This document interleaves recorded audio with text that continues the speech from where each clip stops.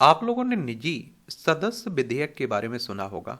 गैर सरकारी विधेयक, प्राइवेट मेंबर बिल, आखिर ये होता क्या है, इसके बारे में बात करते हैं, जानते हैं।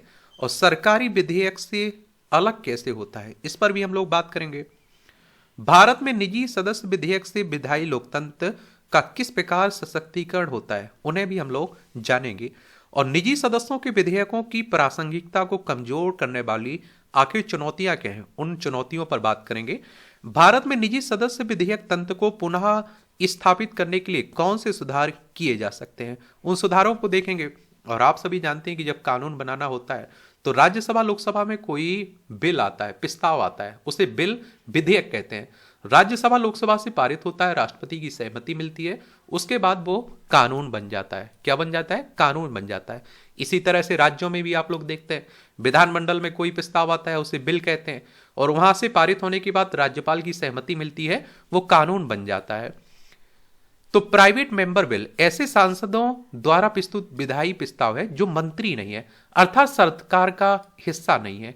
जो सरकार का हिस्सा नहीं है ना, उन सांसदों के द्वारा जो बिल लाया जाता है उसे आप लोग निजी सदस्य विधेयक कहते हैं। और जिससे उन्हें मुद्दे उठाने, अपने निर्वाचन क्षेत्रों के लिए महत्वपूर्ण मामलों पर विधि अथवा संशोधन का सुझाव देने की सुविधा मिलती है। मुख्य विशेषताएं की बात करें तो केवल गैर सरकारी सांसद ही इन विधेयकों को प्रस्तुत कर सकते हैं, और जिससे स्वतंत्र विधायी प्रस्ताव को अवसर मिलता है। सांसद भी विशिष्ट मामलों पर ध्यान आकर्षित करने के लिए प्रस्ताव प्रस्तुत कर सकते हैं। इसकी प्रक्रिया की बात करें तो प्रारूपण और नोटिस। सांसद कम से कम 1 माह के नोटिस पर विधेयक का प्रारूप तैयार कर इसको प्रस्तुत करते हैं।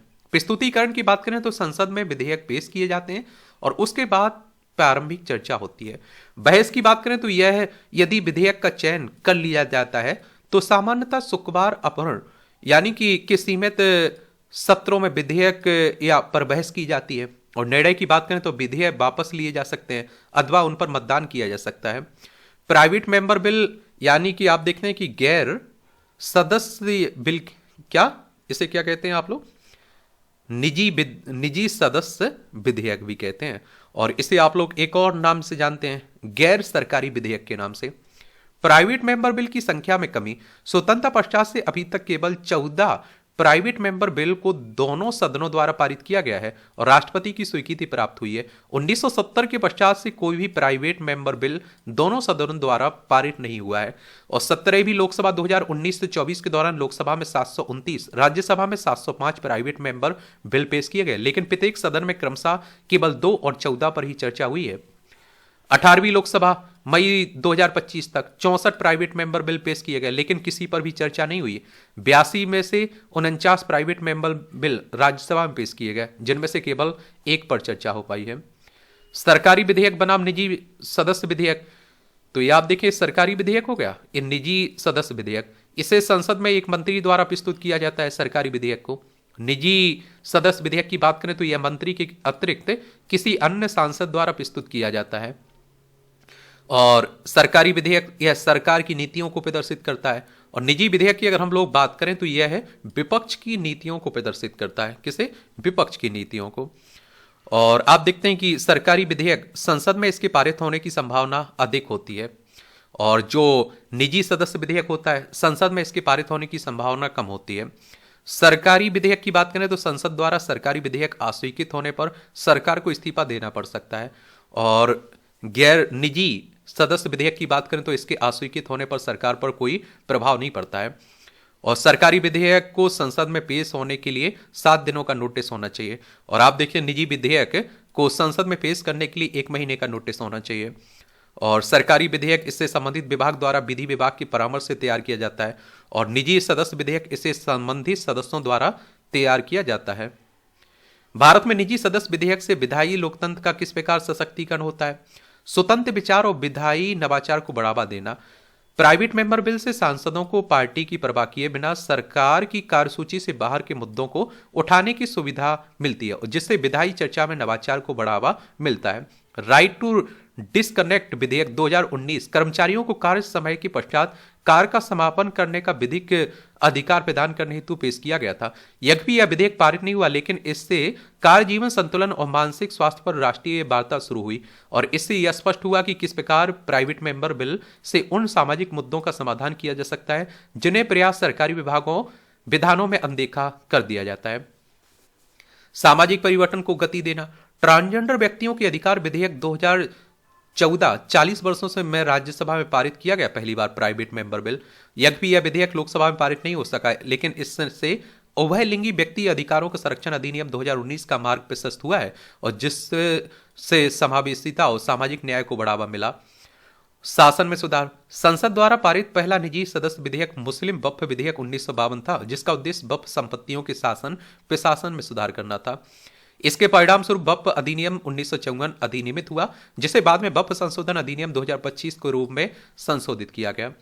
और राष्ट्रीय, आप देखते हैं राष्ट्रीय बहस के उत्प्रेरक के रूप में प्राइवेट मेंबर बिल।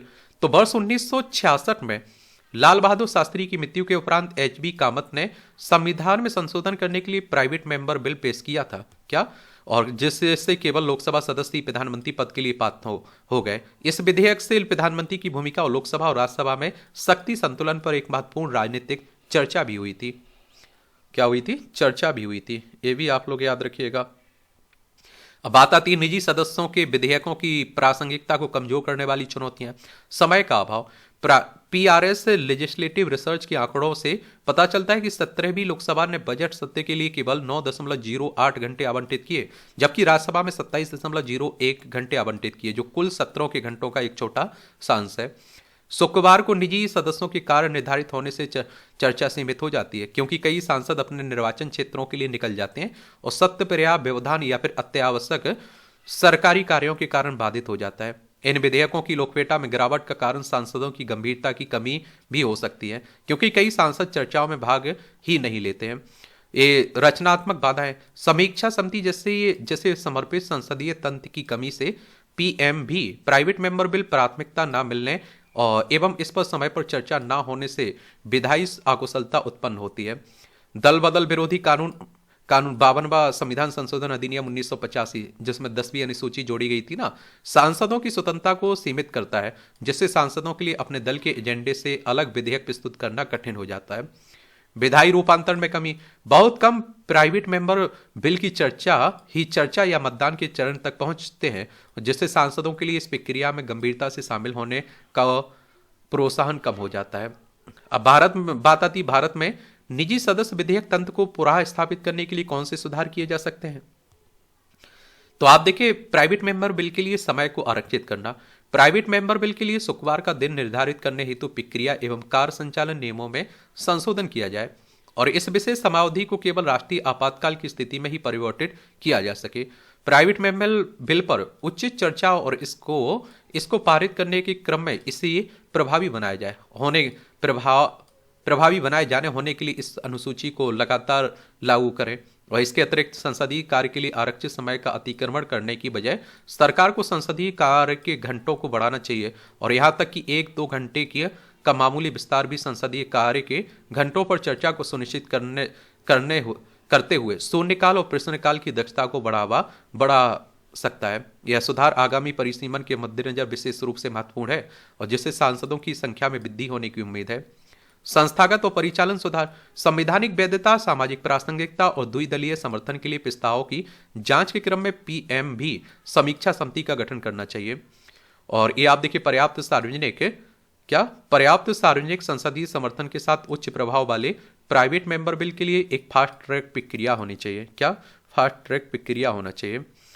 समय और प्रारूप में नवीनताओं की भी बात होती रहती है और इसमें आप देखते हैं कि सरकारी और निजी कार्यों को अलग अलग समायोजित करने के लिए संसदीय कार्य के समय को बढ़ाया जाना चाहिए। वेटन के अनुरूप 10 मिनट रूल लागू किया जाना चाहिए और जिससे सांसदों को एक निश्चित समय के अंदर प्राइवेट मेंबर बिल और विरोधी विचारों को संक्षेप में प्रस्तुत करने की अनुमति मिल सके और जिससे दक्षता को बढ़ावा मिलेगा। राजनीतिक सहभागिता को प्रोत्साहित करना। जागरूकता बढ़ाने के साथ सत्तारूढ़ व विपक्षी सांसदों को प्रोत्साहित करना चाहिए और वे निजी सदस्य विधेयकों को जनहित एवं जमीनी स्तर की आवाज उठाने के साधन के रूप में देखें। संसद टीवी बुलेटिन और जन सुनवाइयों के माध्यम से इनकी दृढ़ता बढ़ानी चाहिए। क्या दृढ़ता बढ़ानी चाहिए। अब आपका कोई सवाल हो, मेरे लिए सुझाव हो तो ज़रूर बता सकते हैं। इतनी जानकारी ज़रूर रखिएगा, अगर क्वेश्चन पूछा जाएगा तो ज़रूर आप लोग लिख भी पाएंगे। धन्यवाद।